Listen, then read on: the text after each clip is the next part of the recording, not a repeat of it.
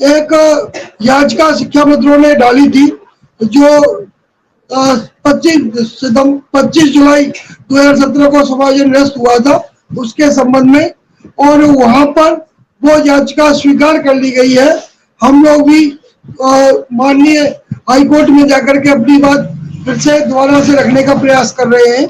शिक्षा मित्र साथियों के द्वारा एक याचिका हाई कोर्ट में लगाई गई थी, उसको एक्सेप्ट कर लिया गया है। हाई कोर्ट के द्वारा क्या कुछ अपडेट है, आज के इस वीडियो में हम उसी अपडेट के बारे में जानने वाले हैं। और हो सकता है हाई कोर्ट के दरवाजे से हमें कोई रास्ता सरकार तक पहुंचने का मिले और वहां से हमें कोई न्याय मिले, जिस तरह से हमारे अन्वेषक भाई लगे हुए हैं। हाईकोर्ट कब गए हैं? हाईकोर्ट कब गए?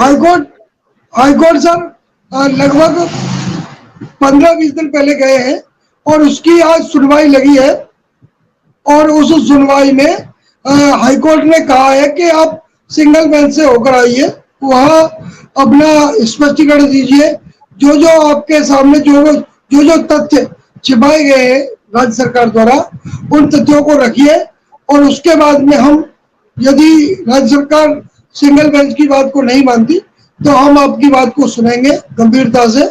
और तो हमें एक उम्मीद जागी है कि हो सकता है हमारा रास्ता भी अन्वेषकों की तरह हाई कोर्ट से होकर गुजरी, और हाई कोर्ट से होकर के, क्योंकि हमें लगता है कि सरकार हाई कोर्ट की बात भी नहीं मानेगी। चलिए, मैं तो यही सुप्रीम कोर्ट ही जाना पड़ेगा, और हो सकता है कि हाई कोर्ट में जो मसला है तो सरकार को कुछ लगे और कुछ विचार करने की कोशिश करे, तो हमें उम्मीद है इस सरकार से कि सुप्रीम कोर्ट के माध्यम से या सरकार स्वतः संज्ञान लेकर के कोई एक अच्छा फैसला शिक्षा मंत्रियों के पक्ष में रखने का प्रयास करेगी, ऐसा हमारा मानना है। जी सर। चलिए, ये तो एक ठीक खबर आपने सुनाई। कम से कम शिक्षा मित्र अब हाई कोर्ट की शरण में तो जा रहा है। तो ये रिट किसने डाली है उदय सिंह, थोड़ा सा जानना चाहेंगे, कौन कौन शिक्षा मित्र, कौन सी संगठन ने डाली है या किसी एक शिक्षा मित्र ने डाली है? मैं जैसे ही विस्तार से कल यदि जानकारी होती है तो मैं पूरी जानकारी आपको इस बारे में उपलब्ध कराने का कष्ट करूंगा। जी सर। चलिए ठीक है उदय सिंह, जो जानकारी थी आपने हमें दी। अब अनुदेशक की तरह शिक्षा मित्र भी कोर्ट की राह को चल पड़ा है। रास्ता कोर्ट के अलावा कुछ बचता नहीं है सरकारी कर्मचारी के लिए। सरकारी कर्मचारी के लिए तो सिर्फ कोर्ट ही कोर्ट होता है। इसीलिए होता है, अभिनय यादव जी बहुत लंबे मामले नहीं खींचते हैं। कभी कभी सुप्रीम कोर्ट में जो डेली पेंडेंसी होती है उस हिसाब से मामलों को देखा जाता है, फिर धीरे धीरे उन मामलों पर बात कही जाती है।